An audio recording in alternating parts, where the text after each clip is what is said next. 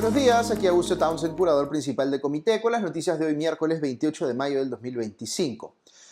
El podcast de hoy llega con el auspicio de Sistema B, la organización que promueve a las empresas B en el Perú.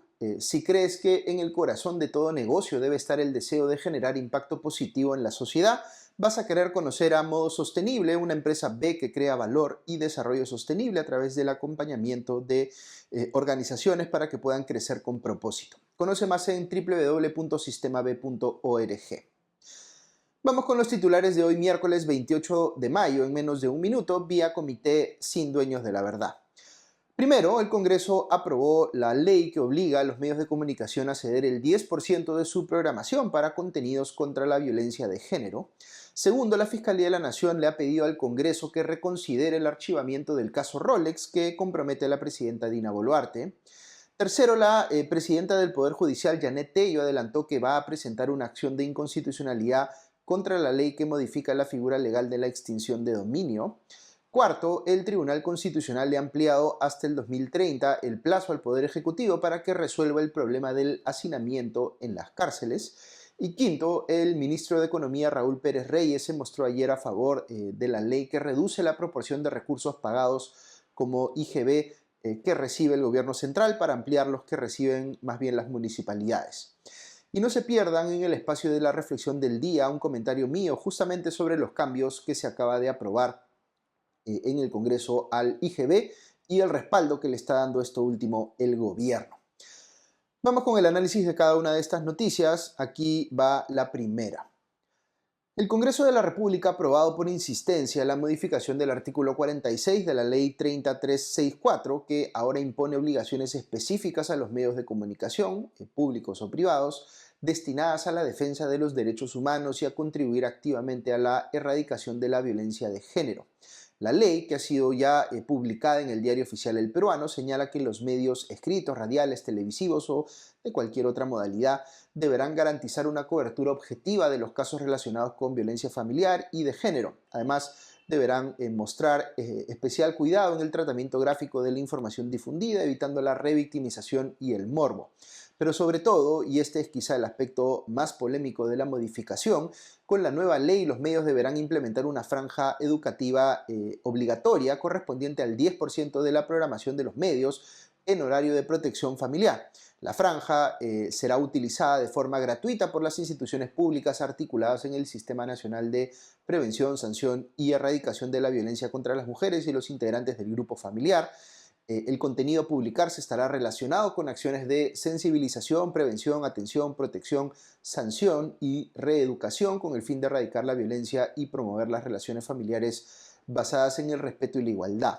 Organizaciones de prensa como IPIS han expresado su desacuerdo con esta ley y han advertido de sus peligros. De acuerdo con IPIS, esta medida, y esta es una cita textual, en el fondo está orientada a que los organismos públicos disfruten de propaganda gratuita en los medios de comunicación. De acuerdo con esta organización, la apropiación por parte del Estado del 10% de la franja de programación atenta contra la libertad de expresión y la economía de los medios. ¿Cuál es mi opinión al respecto? Yo ciertamente creo que los medios de comunicación podrían hacer más para abordar los temas de violencia de género desde una perspectiva más educativa y de promoción de valores, y en buena hora si deciden hacerlo voluntariamente. Pero que el Estado expropie parcialmente su programación para poner lo que a él le parece en función de lo que él considera objetivo o no, es no solo una violación de la libertad de expresión y la libertad de prensa gravísima, sino que sienta un precedente muy nefasto para que esto se pueda hacer más adelante con cualquier otro tema que sea pues del capricho de las autoridades de turno. El que se haya escogido el tema de violencia de género puede haberse pensado justamente como algo frente a lo cual menos gente se va a sentir animada a reclamar por dicha expropiación, pero yo creo que sí hay que hacerlo, indistintamente de cuál sea el tema de fondo por el que el Estado está pretendiendo tomar pues control de espacios en medios privados. Segunda noticia. La Fiscalía de la Nación le pidió al Congreso reconsiderar su decisión de archivar la denuncia contra la presidenta Dina Boluarte por el caso Rolex. En un comunicado, en sus redes sociales, el Ministerio Público anunció que presentó ante el Parlamento una solicitud de petición para que se reconsidere la decisión de archivar la denuncia constitucional contra la mandataria. La Fiscalía indica que su pedido se fundamenta en los, entre comillas, graves vicios procesales incurridos en el trámite de la denuncia y por ende solicita la nulidad de todo lo actuado en el Congreso y que se posponga el procedimiento parlamentario del caso hasta que Boluarte haya perdido, digamos, su inmunidad presidencial a efectos de garantizar una actuación parlamentaria ajustada a derecho. Como recordarán, la presidenta fue denunciada constitucionalmente ante el Congreso en mayo del año pasado por el fiscal de la Nación interino, en ese momento Juan Carlos Villena. El Ministerio Público acusaba a Boluarte de haber actuado dolosamente al recibir como donaciones relojes, joyas de lujo, etcétera, del gobernador de Ayacucho, Wilfredo Oscorima. Por estos hechos le imputaban el delito de cohecho pasivo impropio en agravio del Estado, es decir, haber recibido, digamos, sobornos. La denuncia luego pasó, como sucede con todas las denuncias constitucionales, a la Subcomisión de Acusaciones Constitucionales del Congreso, donde se emitió un informe final que recomendaba archivarla. Hace unos días este informe fue aprobado por la Comisión Permanente, lo cual ratificó pues ese archivamiento de la denuncia. Tercera noticia, la presidenta del Poder Judicial, Yanet Tello, dio ayer declaraciones en las que dio a entender que dicho poder presentará una acción de inconstitucionalidad ante el Tribunal Constitucional para que éste elimine de nuestro sistema jurídico la reciente ley que modifica la figura de la extinción de dominio, en caso encuentre pues que esta es violatoria de la Constitución. La extinción de dominio es un procedimiento legal que permite que el Estado pueda tomar control de bienes que han surgido de actividades delictivas, es decir, evita que las ganancias o los beneficios del crimen sigan dando vueltas en la economía como si nada. Según Yanet Tello, la figura de la extinción de dominio ha permitido que se incaute el equivalente a más de 770 millones de dólares provenientes de actividades ilícitas como la minería ilegal, el narcotráfico, la corrupción y otras. Lo que se busca aquí, afirma Tello, es sobre todo poder caerle encima a los testaferros de las organizaciones criminales. Pues bien, lo que ha hecho el Congreso es modificar la regulación de la extinción de dominio para que ésta solo pueda ocurrir cuando haya una sentencia firme, suprimiendo como consecuencia el carácter cautelar o precautorio que tiene esta figura. Dicho en sencillo, el poder congelar los bienes para que el delincuente no encuentre pues otras maneras de ocultarlos. Cabe indicar que la Fiscalía de la Nación ya presentó una acción de inconstitucionalidad por este mismo tema, así que la que podría presentar el Poder Judicial, según su presidenta, sería la segunda. Veremos pues qué dice el Tribunal Constitucional al respecto. Cuarta noticia, a mediados del año 2020 el Tribunal Constitucional sacó una sentencia que decía que el estado de las cárceles en el país, que estaba caracterizado, como sabemos, por el hacinamiento muy marcado que se ve en ellas hasta hoy, debía interpretarse como un, entre comillas, estado de las cosas inconstitucional, es decir, que mientras no se solucionara, el Estado estaba violando permanentemente la Constitución y que por tanto estaba obligado a construir más penales para cambiar ese status quo. Esto me pareció en lo personal una sentencia muy importante. Ciertamente el Tribunal Constitucional no puede decirle al gobierno, oye, construye penales para hoy, porque eso es imposible, tiene que pasar por todo el proceso presupuestario y demás. Pero sí es importante, en mi opinión, que el TC le haya dicho al gobierno, oye, aquí hay una obligación constitucional que no estás cumpliendo, debes ponerte al día en el más breve plazo dentro de lo razonable. De hecho, le ordenó en ese momento al Ministerio de Justicia, según recuerda la República, que en 3 meses debía hacer un listado de los penales que estaban en situación de hacinamiento y tomar acciones al respecto. Esa obligación de 3 meses se reprogramó a 5 años y vencía este 2025, pero el TC acaba de volver a ampliarla hasta el 2030. Es decir, lo bueno que trajo esa sentencia se ha desinflado pues, con esta seguidilla de prórrogas de plazos. En lo personal, yo creo que una parte importante del problema de inseguridad que sufre nuestro país está relacionada con la falta de capacidad instalada en materia de cárceles y penales. Por tanto, hizo bien en su momento el TC en decirle al Ejecutivo que debía invertir en cárceles y que si no lo hacía estaba en violación de la Constitución. El TC ciertamente no puede decirle cuánto y cómo gastar en construcción de penales y operación de penales, digamos, al Ejecutivo, eso le toca al Congreso. Pero no puede ser irrelevante pues que éste le diga que el status quo es una violación de la Constitución, que le diga eso al Ejecutivo y que este último no haga nada para responder a esa constatación, digamos, de la situación inconstitucional en la que ya estamos viviendo. Así que me apena, digamos, que este haya sido el caso, que nuevamente se amplíe. Yo siento que debe haber mucho más presión hacia el Ejecutivo para construir cárceles y eso tiene que venir ciertamente del Congreso también.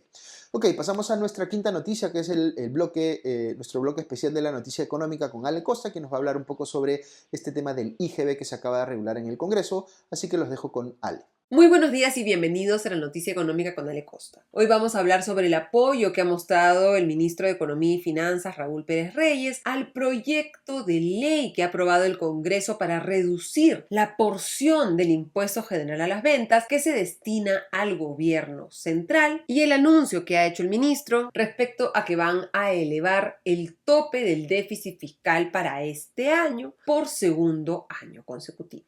Empecemos por lo primero. Ayer les comentaba que el Congreso aprobó y envió al Ejecutivo un proyecto de ley que mantiene en 18% el IGB que pagamos los consumidores cuando compramos un producto, pero incrementa de 2 a 4% la porción de ese 18% que corresponde al impuesto de promoción municipal, que se destina al Foncomún, al Fondo de Compensación Municipal, un fondo que se reparte entre las municipalidades provinciales y distritales. Esto a costa de reducir de un 16 a un 14% la porción de los recursos que se usan para financiar los gastos e inversiones del gobierno central. ¿Cuál sería el impacto de esta medida? Recordemos que el Foncomún va a ir incrementándose medio punto cada año entre el 2026 y el 2029 y lo que advierte el Instituto Peruano de Economía es que esto le costaría al gobierno nacional 2.500 millones de soles al año desde el 2026 y 10.000 millones de soles al año una vez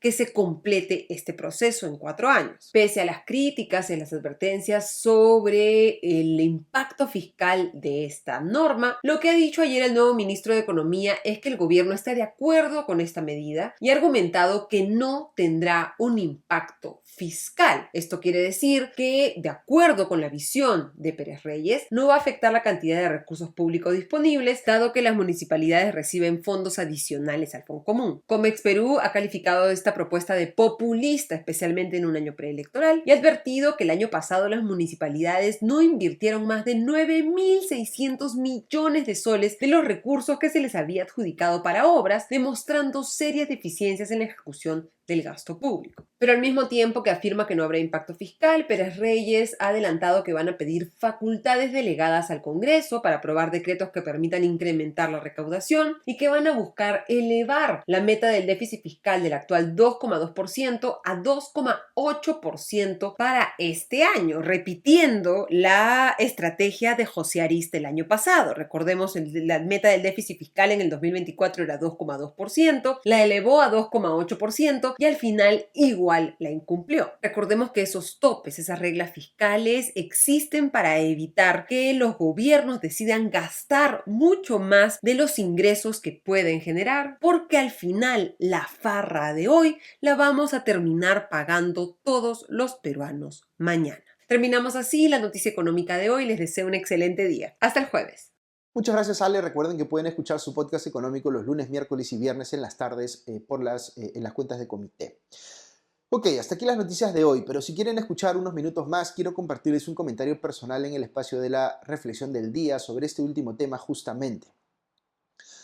Lo que está haciendo el gobierno de Dina Boluarte al respaldar una ley del Congreso que reduce la proporción del IGB que va al gobierno central es de una irresponsabilidad enorme y les quiero explicar por qué. Esta es una ley, la que acaba de aprobar el Congreso, a la que se ha aludido en algunos medios como una ley que reduce el IGB. Yo normalmente vería con buenos ojos que se reduzca la carga impositiva que tienen las personas y las empresas en la economía, y no me gusta que en nuestro sistema tributario además el impuesto que más recaude sea el IGB, por ser este un impuesto al consumo que afecta en mayor medida a la gente de menores ingresos. Si no fuéramos un país tan informal, nuestro sistema tributario debería estar anclado más bien en el impuesto a la renta. Pero esta ley a la que hago alusión esta mañana no reduce la carga impositiva porque el contribuyente va a seguir pagando el 18% por sus compras. Lo que hace es que de esa tasa de 18%, que está compuesta por 16 puntos que van al Tesoro Público, es decir, al Gobierno Central, y 2 puntos que van al Fondo de Compensación Municipal o Foncomún, que es un fondo que beneficia a las municipalidades provinciales y distritales, pues eso se va a modificar en un plazo muy breve, ya no se va a distribuir de esa manera, ya no van a ser 16 puntos para el gobierno central y 2 para el Fondo Común, sino van a ser 14 puntos para el gobierno central y 4 para el Fondo Común. Esto, como les decía, es neutro para el contribuyente, pero lo que implica en la práctica es que se le está quitando presupuesto al gobierno central para dárselo a las municipalidades. Es decir, el gobierno central va a poder hacer menos cosas, bastante menos, porque le están quitando como 10.000 millones de soles al año, para que las municipalidades, en teoría, puedan hacer más. Esto podría tener sentido en un escenario que claramente no es el nuestro, en el que las municipalidades tuvieran una mejor capacidad de ejecución del gasto que el gobierno central, porque ahí estaríamos moviendo recursos de quienes ejecutan peor hacia quienes ejecutan mejor. Pero es exactamente al revés. Estamos cometiendo, repito, irresponsablemente el error de darle más recursos a los gobiernos municipales que ni siquiera pueden gastar bien lo que ya tienen. Se entendería si esto fuese parte de un proceso serio de descentralización impulsado en el país, que fuese muy prolijo pues, en dotar de capacidades de ejecución a los gobiernos municipales, acompañando el incremento gradual de sus presupuestos con esas nuevas capacidades. Pero este evidentemente no es el caso. La razón por la cual el Congreso está haciendo esto de manera como lo está haciendo, digamos, es pura demagogia. Es para congraciarse con aquellos poderes locales que se van a ver beneficiados con esos mayores recursos, que por supuesto pueden terminar siendo sus propios partidos en función de cómo resulten las elecciones del próximo año. Yo ciertamente no soy un enemigo o detractor de la descentralización en general, incluida la descentralización tributaria, pero sí soy un enemigo de la demagogia y de la descentralización que responde a intereses o a conveniencias políticas y que no va a mejorar la situación de los ciudadanos en general, sino que va a hacer que se malgasten los recursos de los contribuyentes en mayor medida. Ahora, ¿por qué el gobierno central accede a esto? Que no solo es irresponsable, por lo que les acabo de explicar, sino que perjudica su posición al quitársele recursos. Pues porque el impacto de este cambio no lo va a sentir tanto el gobierno de Dina Boluarte, sino el que venga después. Es decir, y voy a repetir aquí la palabra irresponsable, creo que ya por cuarta vez, le están dejando una bomba de tiempo al siguiente gobierno, lo que en teoría debería preocupar a cualquier partido que aspire a ganar las elecciones presidenciales el próximo año. La otra razón por la cual uno ve, digamos, al ministro de Economía, Raúl Pérez Reyes, saliendo a decir casi con nula credibilidad que esto va a ser manejable para el Ejecutivo, es porque el gobierno de Dina Boluarte quiere aminorar tanto como pueda el riesgo de que la presidenta sea sometida a un proceso de vacancia en su último año. Así que está mandando la señal de manera extremadamente irresponsable, reitero, creo que por sexta vez, que está dispuesto a aceptar lo que sea que él le ponga enfrente del Congreso, que es uno de los más demagógicos de los que se tenga recuerdo. No me voy a quedar sin la posibilidad de decir por séptima vez, creo que esto, frente a lo cual está agachando la cabeza del Ejecutivo, es supremamente irresponsable. Va a suponer un despilfarro mayúsculo de los recursos de los contribuyentes y va a generarle un problema muy grande a los siguientes gobiernos. Qué lejos están los tiempos en los que los inquilinos del Ministerio de Economía y Finanzas realmente se preocupaban por las finanzas públicas y estaban dispuestos a ir a pechar al Congreso cada vez que se le desbordaba la demagogia y por tanto correspondía hacerlo. Estamos literalmente lapidando lo poco bueno que tenía el Perú en términos de gestión pública. Incluso quienes están a favor de la descentralización tendrían que salir a reconocer que esta no se trata de favorecer el despilfarro.